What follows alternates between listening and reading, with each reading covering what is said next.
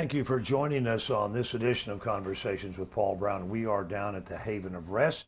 For those that are unaware of the history of Anderson's Haven of Rest, give us a short history lesson. Yeah, the Haven of Rest was founded in 1960 as a soup kitchen.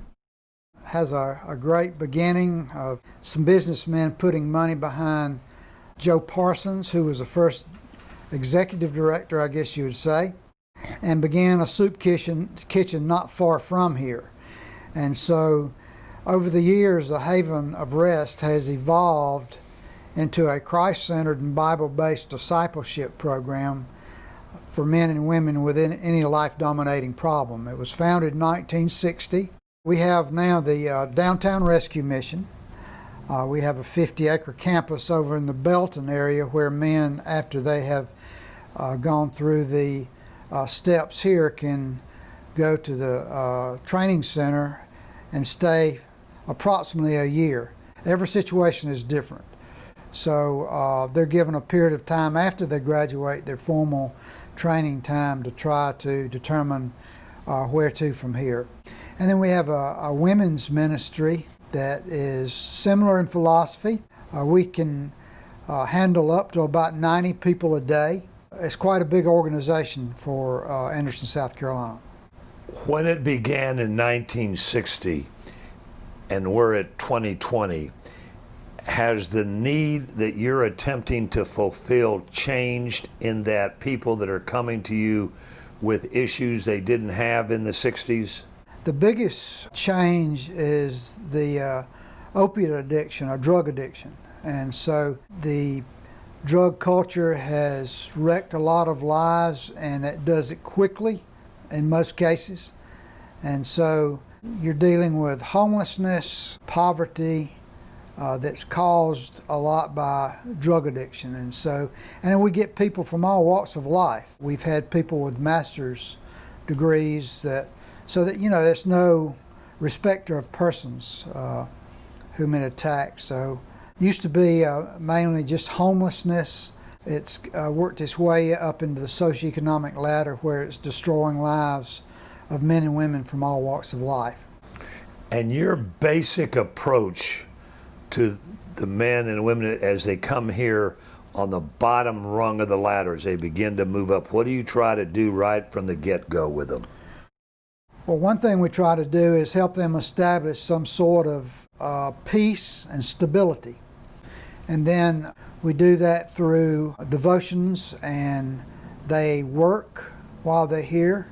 We don't charge for our services, but they do work in one of our different locations, even here, cleaning, kitchen duty, and try to establish some sort of stability in their life. And then in the area of finances, health, relationships, work ethic, and every other area of life. And so we start that process, and over approximately a year to a year and a half, we are seeing that happen. But before you get to that, when they come in here, most of them are very unstable, and so we try to get them stable and start building a foundation for them to build on.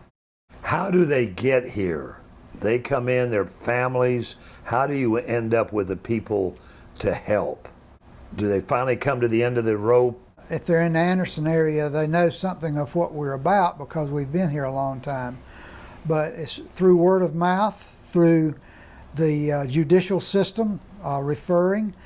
We get them primarily from the tri-state area, but they come from really all parts of the country. We've even had a Russian really in our past, but that came to America for a different reason. A majority of those that come through here, Sid, eventually see the light in that, the gospel light, would you say? The longer they stay with us, the more apt they are to be successful in life. And we consider success if they come and stay one night and then leave, because all we can do is offer them respect, a clean place to sleep, good food, and share the gospel with them. We can't change hearts. Only God can do that. But we can provide the environment for that to take place. If a person makes it to the training center at the farm, their chances of making it are good because we put not only us but other partners in the community that partner with us that help in different areas depending on what help they need at the time. Some need medical help, some need education help, some need legal help. When a life is totally shipwrecked and probably most oftentimes has a bad family situation or problems with law enforcement, they've got a record which would hamper them from getting good jobs, going back to school, getting federal funding, etc. At some point during the course of your helping them through this, the year plus that they're here, when they go to work, do they work an 8-hour day and come back and stay at the farm? Is that how that works? They're given a period of time that they can do that. And our goal is for them to get established in life before they ever leave us. So the formal part of the training at the training center is 6 months. And then they have roughly 6 months to get a job, get transportation, get housing, get plugged into a local church, and get started in life. And looking back on the time that you've been involved with the program, the success rate has been pretty good? Yes. Like I said, the longer they're with us, the more apt they are to stay with us. We're 100% successful in that we try to provide the right kind of environment. If a man or woman wants help, they can get it and get the tools to work with in life. You're listening to Conversations with Paul Brown. We are at the Haven of Rest. Sid Stewart is one of our guests, and when we come back, we're going to change gears.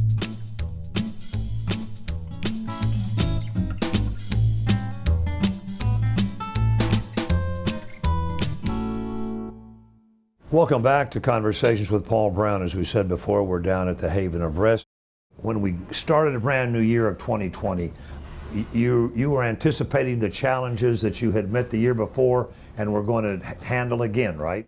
Well, yeah, I'm kind of new to this this part of the ministry. I've been with the ministry for about 15 years now, working in the program side, and have since been given the opportunity to direct the ministry.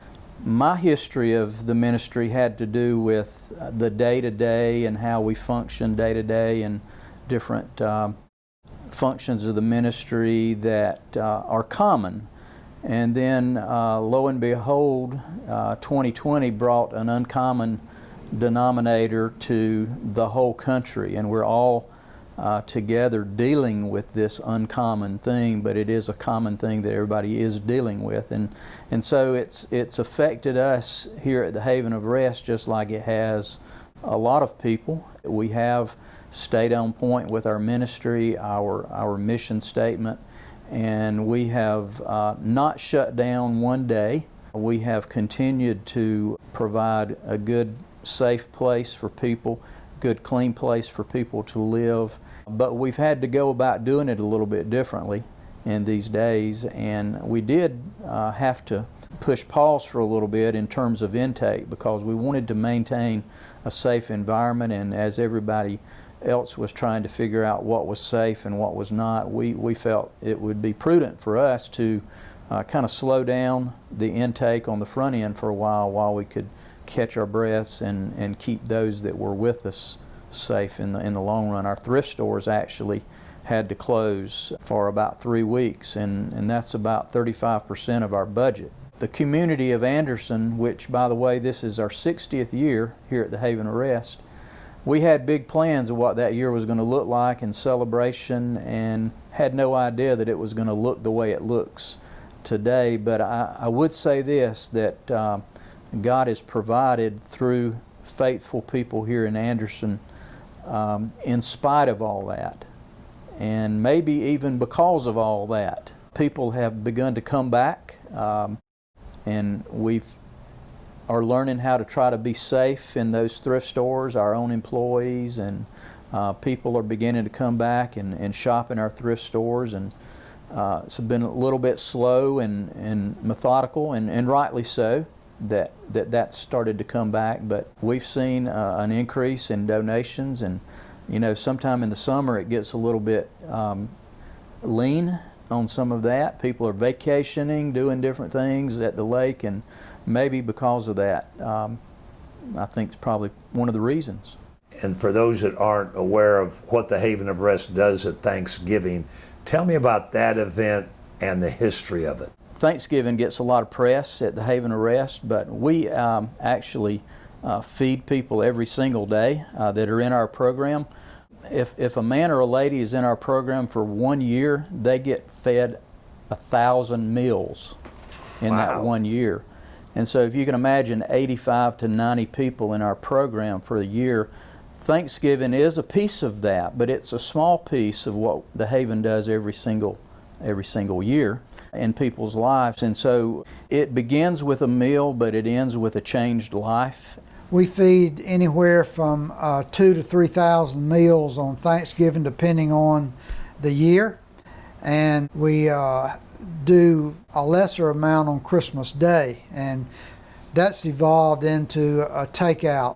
So one of the things that, instead of emphasizing the number that we feed, we'd like to emphasize the people that pass out the food, so to speak. And through the years, all the hands that have joined together in this community. Families within our community that have done that for generations now. Oh yeah. Yeah, we're in, just since I've been here, we have some third generation families that are bringing their grandchildren and sharing with them to share with others maybe that's less fortunate. Right. And it's just it's a fun time.